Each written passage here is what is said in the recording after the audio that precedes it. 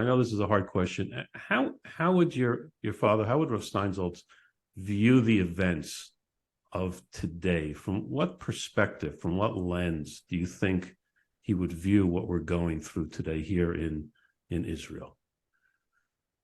So it's clearly a very heavy question. And I'm not my father, so I can only imagine. So my father will look at the thing in three different ways. First way is he'll be concerned about his own grandkids.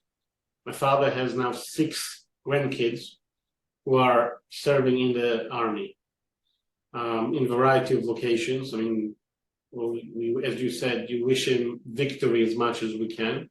And then that would be one perspective. It's a personal perspective, it's personal revelation, revering.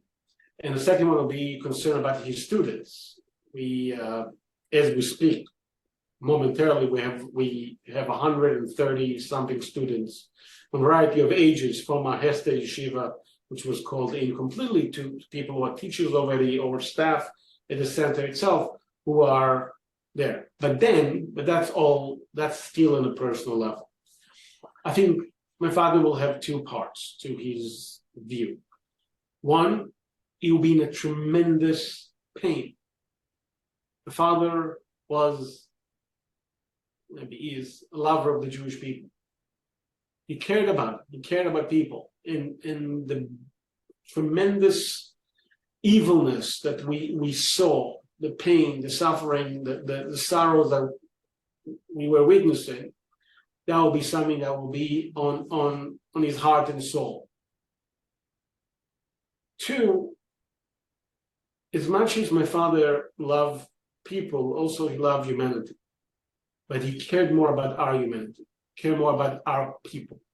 And he would be, as he told this rabbi, which I don't know his name, some small victory we had in Lebanon, or we want to have in Lebanon in 2014. The tremendous victory that we need to have now should be a victory that not just to be a victory that we can say, we showed them. No, it will be a victory in such level that the ancient prophecy of Azinu, Aninu goyim amo, dam avad aviko, nakam yoshik letzoro, v'chiper admos amoy. The key word of that verse in Azinu, I think it's verse 43, is Arninu, where the nations of the world will realize that our victory is not for us only. It's for purifying and clearing the world. That we know we won.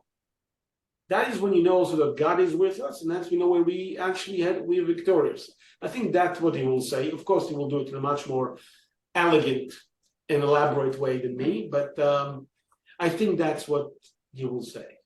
He cared, but he also wanted people not to be afraid. We want people to know that victory is needed. We are allowed to say these words. We need a clear and decisive victory.